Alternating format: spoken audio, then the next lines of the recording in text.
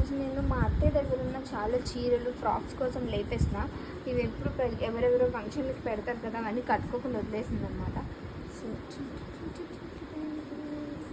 చాలా చీరలు ఉన్నాయి, దివ్య దగ్గర కుట్టించుకోవాలి. ఇంకోటి అయితే బాగుంటాయి మళ్ళీ ఫ్రాక్స్ లేపేద్దాం. భలే ఉంటే ఇవన్నీ కూడా తగ్గిపోతున్నాయి. ఇంకా సేమ్ ఇలానే ఉంటుంది అక్క, అది కూడా కొంచెం అలానే ఉంటుంది కదా.